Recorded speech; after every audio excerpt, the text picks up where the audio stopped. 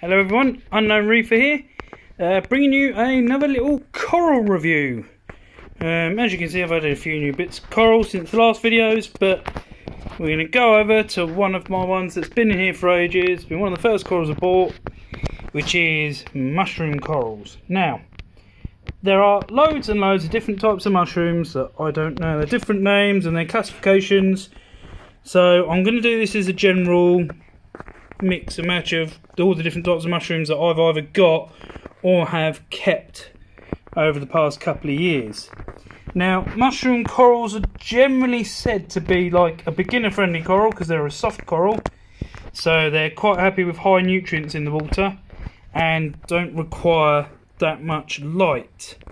As you can see, I've got these, if I don't trip over the dog, actually at the edge of where my light comes down, and this sort of rock here shades it a little bit. So especially when the light's dimmed down at night, they do sort of sit in a low light area. And although they're quite close to my gyre type pump, they don't get that much flow because it's where it goes round the tank and it comes back down.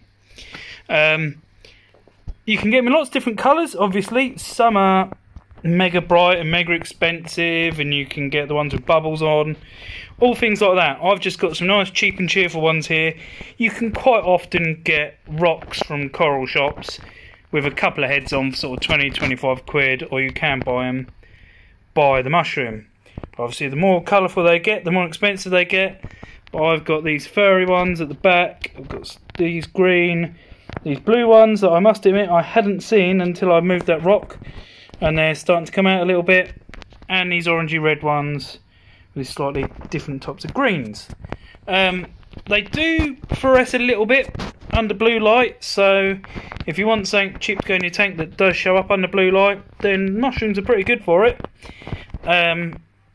They will grow over pretty much everything that you put them on. I've seen on some of the Facebook groups on the forums of people introducing mushrooms into their tank, and if they haven't had gaps between their rocks, so they're not on an island, unlike I've got mine on, then they can take over the entire rockwork given enough time and enough nutrients. I've found them really, really nice and easy to look after. They're pretty resilient, but I have had issues with them in the past. I bought a nice rock covered in green ones. There was about 6 or 7 on them. It cost me about £45, I think, for the rock covered in like 6 or 7 heads. Nice green ones, sort of a bit like this. The rest will get out of the way. And within a few days of going in the tank, one of them got upset. Now, what mushrooms do when they get upset, and I did have to do a bit of Googling for this, is they'll spit their guts out, basically. So, if you can see, they have actually got, like, mouths right in the middle of them. I'll zoom in on that. So, they have got mouths right in the middle. Generally, if you put some food in the tank, they will kind of fold up sometimes and try and catch the food. What they have as a defence mechanism is they will chuck out their guts, so you'll see like a white string come out of their mouths, and that's actually the insides of their guts.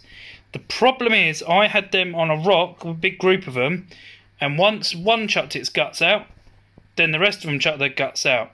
So it's a bit of chemical warfare, a bit acidic, I think, and basically that whole rock of mushrooms all kind of reacted to one getting upset, and the whole rock melted away.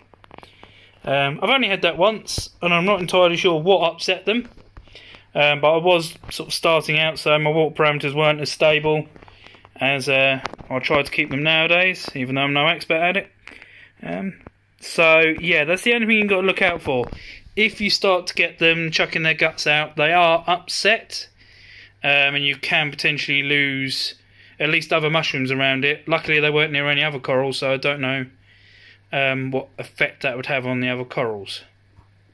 Hopefully that's helped give you sort of my experience of mushroom corals, and comment down below if you've got any questions. Thanks a lot.